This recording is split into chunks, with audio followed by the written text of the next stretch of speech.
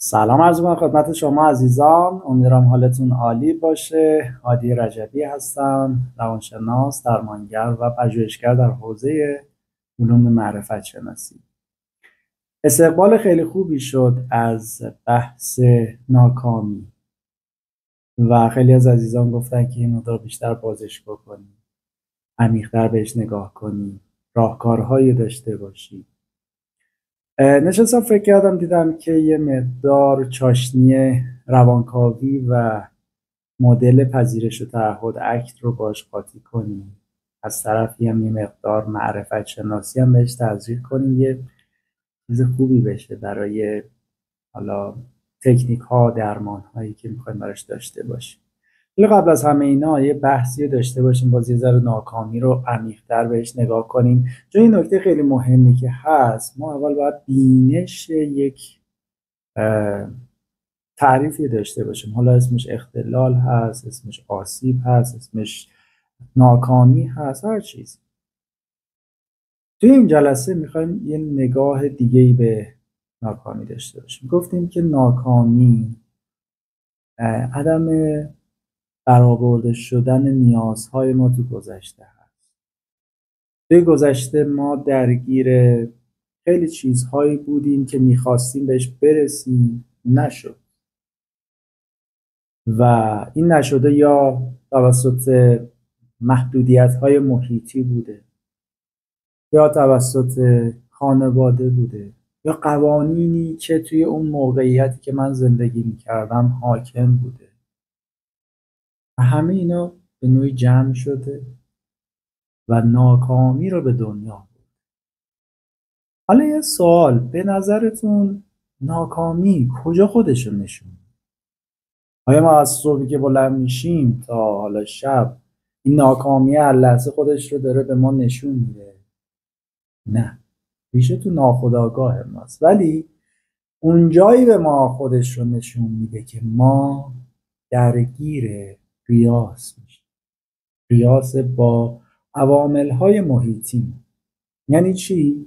یعنی مثلا الان ذهنم اوکی، دارم پشت ماشینم میرونم، یه دفعه یک صحنه میبینم که نیاز من بوده در گذشته و اون شخص داره اون نیاز من رو برآورده کرده، ولی از نگاه طرف دیگر، از نگاه عامل محیطی، و این به نوعی یک قیاس، یک مقایسه برای من ایجاد میکنه و من رو درگیر ناکامی. و چی شد؟ یه عامل قیاسی همیشه اینجا هست، یک مقایسه، یه ارزیابی. تو هر لحظه ما نیست. شما طبیعتا از صبح که بلند میشی تا شب ناکامیه به ضربه نمیزنه، ولی میای بیرون، عواملهای محیطی، یه فیلمی، یه کتابی، یه چیزی میبینی، یک شخصی رو میبینی که یک رشدی کرده و اون نیاز گذشته من رو اون برآورده کرده، من درگیر ناکامی. حالا به دو قسمت تعریف میشیم. یه قسمت این هستش که اگر من درگیر ناتوانی ها بشم، یعنی ضعف داشته باشم توی توانایی های فعلی، اگر ترس داشته باشم، اگر تعارض‌هایی رو داشته باشم، تعارض‌های درونی مثل خشم، پرخاشگری، نشخوار فکری، ناکامی از این جنس خودش رو نشون میده. اگرم کار از کار گذشته باشه، میشه حسرت. یه ذره پس تفکیکشون کنیم. اگر کار از کار گذشته باشه توی اون رخداد مقایسه‌ای، میشه حسرت، در مورد صحبت میکنیم. اگرم من الان نمیتونم کاری بکنم، ضعیف هستم، ترس دارم و درگیر تعارضهای فکری و ذهنی هستم، میشه ناکام. حالا حسرت مثال یعنی چی؟ این قیاسه بودش که تعریف کردیم. میام میبینیم که حالا ما حسرت مرگ رو داریم، حسرت جدایی رو داریم، حسرتش از سلامتی داشته باشیم، حسرت خیلی از مسائل هایی که گذشته شاید باهاش درگیر بودیم ولی قدرش رو نفهمیدیم. اینجا میخوام یه ذره معرفت شناسی بگم، قدرش رو نفهمیدیم، پیدا نکردیم و یک بحرانی شد، یک حادثه ای شد و انگار اون گرفته شد از ما و من الان اون عامل رو دارم توی محیطم میبینم و حسرت میکشم، چون کار از کار دیگه گذشته. عزیزانم، پدرم، مادرم، خواهرم، برادرم، همه عزیزانی که حالا خیلی میشه گفت سری عزیزانم فوت شده هستن دیگه، اون قیاسه من رو به حسرت میبره. درمان داره ها، فعلا دارم بینشش رو میگم، اون شناختش رو میگم. از طرفی هم میایم میبینیم که خب یه سری عوامل هایی الان نمیتونن، خیلی هم بهونه سازی میکنم. حالا میخوام با بحث فرویدی یه ذره ببرمش جلو، در مورد حالا یه ذره جلوتر صحبت میکنیم. بهونه سازی میکنی و اون ناکامی هنوز که هنوزه هست. خب پس اینجا اوکی. پس یه قسمت شد حسرت، یه قسمت شد به خاطر ناتوانی ها و اون مسائل مثل تعارض و ناکارآمدی های فعلی و ترس مخصوصا شکل. حالا میایم از روانکاوی فرویدی استفاده میکنیم ببینیم که یک نگاه روان تحلیلی داشته باشیم، ببینیم از این نگاه چه شکلی میشه. ناکامی زمانی به وجود میاد که من درگیر اضطراب هستم. دقت کنید، ناکامی زمانی به وجود میاد که یک اضطرابی بخواد به من حمله بکنه و منو درگیر یک تعارض درونی بکنه، مثل پرخاشگری، مثل خشم، خود اضطراب، نگرانی. حالا برای اینکه من فرار کنم، این چیزی که میگم دیگه توی روانکاوی بحث ناخودآگاهه، خودآگاه نیست. برای اینکه من فرار کنم از این اضطراب، برای اینکه من فرار کنم از اون پرخاشگری و اون تعارض‌های درونی، مکانیزم دفاعی فعال. مکانیزم دفاعی یعنی چی اینجا؟ مکانیزم دفاعی مثل یه سپری میمونه. من این سمت قضیه پر از چالش، پر از دغدغه، پر از آسیبم، ولی این مکانیزم‌های دفاعی بیرون رو زیبا نشون. حالا به نوعی یک تصویری فیک، مصنوعی از من نشون. من دچار اضطراب، پرخاشگری و آسیب‌های دیگه نشم. یعنی انگار یک مادر دومی هست این مکانیزم دفاعی که کمکم میکنه که برای اینکه از اون اضطراب فرار بکنم، برای اینکه از اون خشمه فرار بکنم، چون همه اینا توش ناکامیه دیگه، پر از ناکامی هایی ساخته شده توی مسیر زندگیم و الان که میام اون قیاسه رو میارم که بخوام حالا عوامل محیطی ببینمش، اضطراب میگیرم. چون میخوام اضطراب نگیرم، چون میخوام پرخاشگری نشم، تعارض‌های درونی ایجاد نشود، آنگاه مکانیزم دفاعی فعال میشه، سرکوب. مکانیزم دفاعی فعال میشه، انکار میکنه. مکانیزم دفاعی فعال میشه، فرافکنی میکنه. خب سرکوب یعنی چی؟ اینجا ما حالا فعلا تو همین جلسه این ستا رو خیلی بازش میکنم. سرکوب زمانی اتفاق میفته که هی تحمل کردم، جمع شده، نتونستم ارضا کنم، نتونستم نیازها رو برطرف کنم، عوامل محیطی خیلی غالب بوده، جمع شده و این برای اینکه من رو الان فعلی دچار آسیب نکنه به نوعی نمیبینمش، به نوعی اون رخداد رو دیگه نمیبینم، یه چیز عادی برام شد. مثلا یه کسی ناکامی توی عشقی رو تجربه کرده،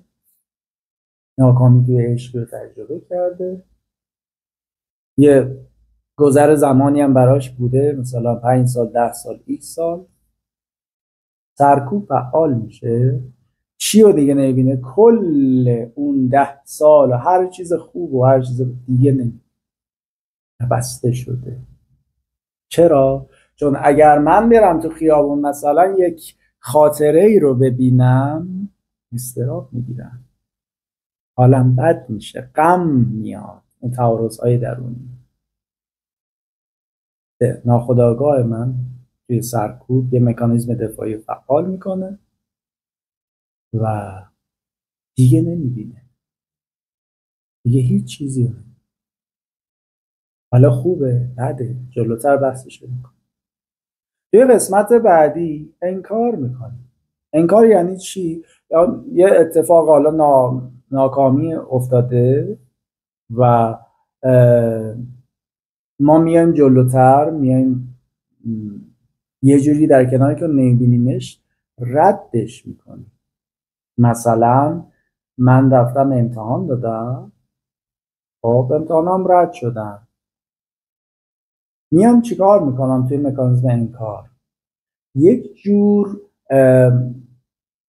برای خودم یک تصویر جدیدی رو درست میکنم، میگم اصلا مهم نبود، امتحان بود دیگه، حالا افتادم ها، این دیگه شده که دیگه مسئله نیستش. ولی این تو داره ناخودآگاه برای من تصمیم میگیره، دارم نمیبینم، اون رخداد رو نمیبینم، فرار دارم میکنم. مثلا توی فرافکنی که حالا هر کدوم اینا خیلی صحبت داره، من دارم به صورت کلی میگم، جای اون مسئله که برای ما پیش اومده رو تو میندازیم جای دیگران. یعنی برای اینکه نقش خودم رو کمرنگ کنم، نقش دیگران رو توی اون آسیب، توی اون اتفاق پررنگ. امتحان دادم رد شدم، ای بابا این معلم به درد نخور، این استاد به درد نخور، تو میندازیم پای کسی بلد نبود درس بده، منم افتادم دیگه. این فرافکنی. خب دقت کنید تو هر ستاش داریم فرار میکنیم از اون حادثه درونی، داریم فرار. خب چیکار باید بکنیم؟ همیشه باید فرار، همیشه فرارم یه ذره بخوایم عقب‌تر بریم، فرار از چی بود؟ اضطراب دیگه. فرار از این که من پرخاشگریه رو یا خشم و یا غم و یا هر کدوم از این تعارض‌های درونی رو فعالش نکنم، امروزه رو آروم باشم. خب چیز قشنگی نیست. اینجا مدل پذیرش و تعهد خیلی حرفا رو گفتن. مدل‌های شناختی رفتاری هم حالا CBT هم حرفا رو گفتن خیلی زیاده، ولی می‌خوام امروز تخصصی روی این قضیه ببریمش.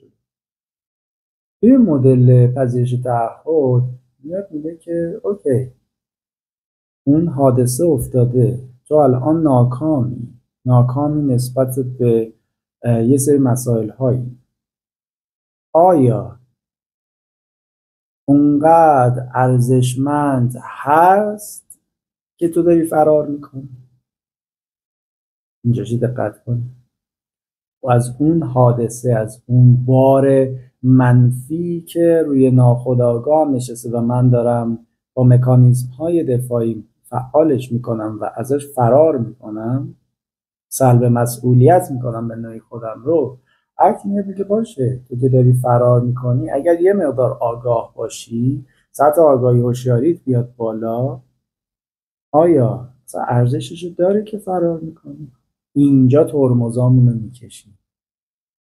اینجا جایی هستش که من هوشیاری رو در کنار آگاهی انتخاب میکنم و این دوتا من رو میارن بالا، چون میخوام مسئولیت اون حادثه رو، مسئولیت اون ناکامیه رو، مسئولیت اون فراره رو به جون بخرم و درستش کنم.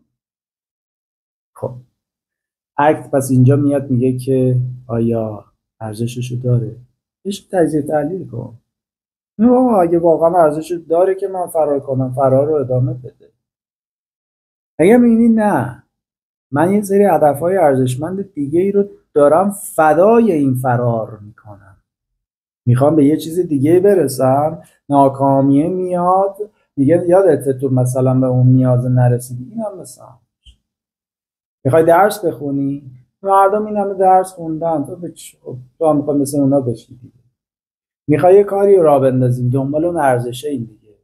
خب تو این سن حالا میخوای کار راه بندازی، بابا به فکر کفن و دفنت باش. هی داره اون ناکامیه بزرگتر میشه چترش توی زندگی ما، در صورتی که گذشته تاریخه.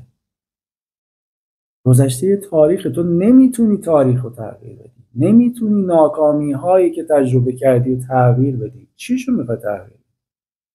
توی بچگی یه حادثه افتاده و اون رو الان داری تصویرش رو میبینی، چیشو میخوای تغییر بدی؟ یه عزیزی از دست رفته، چیشو میخوای تغییر بدی؟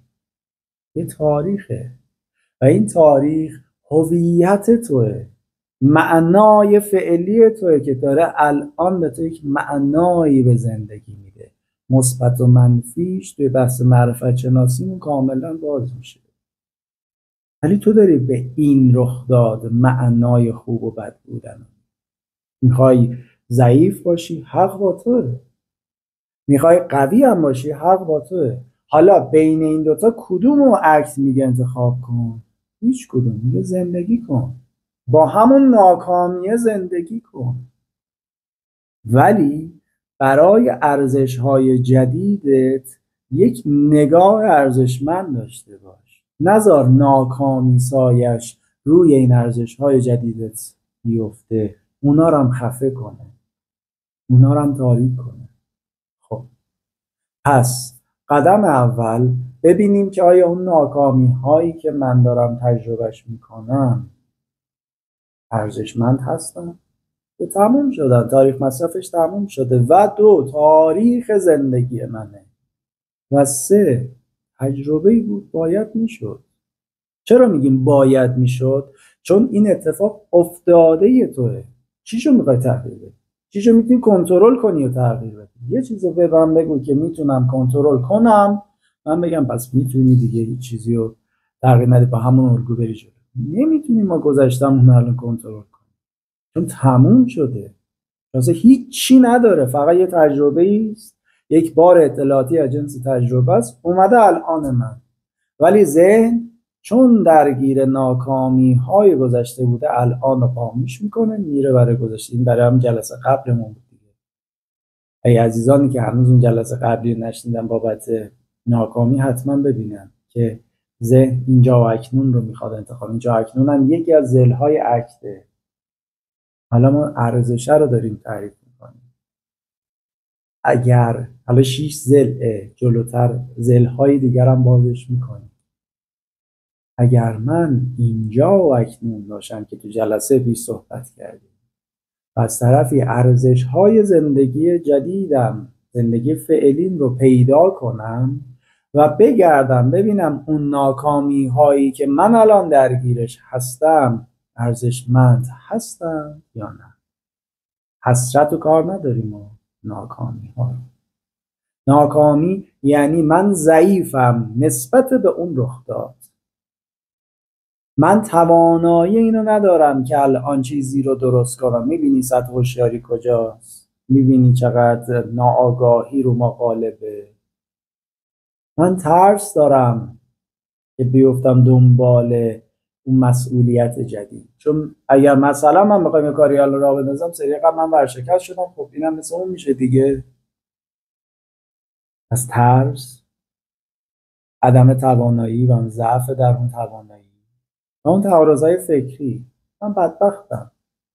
اینا حالا توی CBT ما اینا رو باورهای بنیادین تعریف میکنیم. من انسان بی‌ارزشیم، من دست به طلا میزنم خاکستر میشه، به قول گفتنی ها پودر میشه. این برچسبایی هستش که محتوای فکری من اینو اکت میگه. از طرفی میتونیم اسمشو بزنیم باورهای بنیادینمون. از بچگی انگار هر کاری کردیم نشده. اینا تعارض‌هامونه، اینا افکار ناکارآمدمونه. چرا میگیم؟ چون الان وجود این افکار توی زندگی من میخوان چی کار کنن؟ چه کمکی رو به من میکنن؟ من انسان بی‌ارزشی هستم. خب بعدش چه رشدی توشه؟ چون رشدی توش نیست و منو نگه داشته، ما میگیم افکار ناکارآمد دیگه. و یک محتوای فکری، یه ضلع دیگه اکت هستش، خود به عنوان زمینه که اینو تو جلسات بعدی بازترش میکنیم. خب پس من باید یه چیزی بهش کنم. من انسان، حالا میخوایم یه ذره معرفت شناسی کارو بگم، من انسان تا زمانی که خود هوشیار نشم، به تعبیری میگیم ذهن آگاهی، مایندفولنس. ببینید کلمه ذهن آگاهی شاید بگیم کلمه درستی نیست ولی دیگه پابلیک شده. یعنی چی ذهن آگاهی؟ یعنی مثلا من میام چشامو میبندم، به خودم توجه میکنم، آگاهم، یه معنیه، و دو، آگاهی برای من میاد، یه معنی دیگه است. من به چی آگاهم؟ وقتی میگیم ذهن آگاهی، من توی ذهن آگاهی به چی آگاهم؟ روی این خیلی باید کار کنیم. میتونیم بگیم یک هوشیاری من اون لحظه دارم به اینجا و اکنونم، ولی آگاهی یه مقدار باید عمیق‌تر بهش نگاه کنیم که درمش بحث مفصلی داریم. ولی این دوتا رو باز می‌بینیم، یک ارزش، دو اینجا و اکنونت.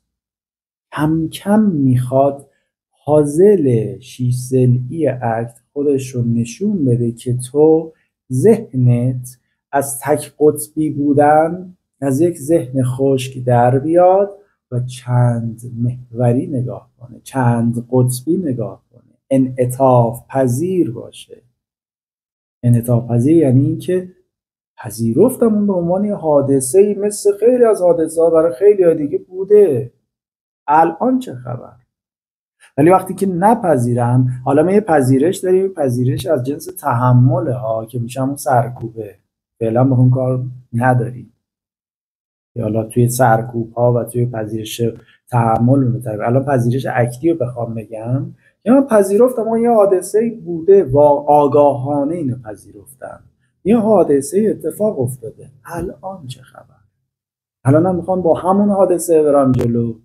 ناکامی همچنان مثل یه ابر سیاه بالا سر زندگی ما هست، ولی اگر بپذیرم که اون یک تجربه بوده، یک تاریخی بوده، یک قسمتی از هویت زندگی من بوده، آنگاه میپذیرم، آنگاه یک معنای جدیدتری رو به زندگی میدم. این میشه انعطاف پذیری. خب ما نمیخوایم حالا زیاد این فایلمون طولانی بشه، طبیعتا میتونیم باز ادامه بدیم. فیدبکتون رو لازم دارم از این جهت که ببینم آیا اصلا این بحثا براتون جذاب هست، توی زندگیتون میتونه یه قسمت موثری داشته باشه. و در آخر یه چیزی بگم دوستان، آگاهی هست که انسان رو، ما رو نجات. آگاهی با آموزش، آگاهی با هوشیاری به دست میاد، آگاهی با اینجا و اکنون بودنت به دست میاد. چقدر میتونی آگاه باشی تا یک زندگی زیباتری رو پیدا کنی. توی جلسات بعد ما این بحث معرفت شناسی و دنیای عرفانمون رو میاریم، بحث خود معرفت عرفانی رو میاریم که خدا چرا کمکمون نمیکنه، چرا هیچ نگاهی به ما نمیکنه، ما هر روز که داریم دعا میکنیم چرا توجهی به ما نمیکنه. اینا میشه بحثای بعدی. فیدبکتون رو لازم دارم، بازتابتون رو لازم دارم برای اینکه بتونیم یک سری محتوای آموزنده، یک سری محتوای آگاهی دهنده در حیطه آموزشی داشته باشیم. آموزشی که با روان کار داره. عصر الان عصر جنگ بین ناآگاهی و آگاهی، این دوتا همه دارن به همدیگه میزنن. اینکه من کدوم رو انتخاب بکنم، در مسیر رو به اصطلاح خودم در مدار کدوم یکی از این دوتا باشم، انتخاب و اختیاره. فعلا خدا نگهدار.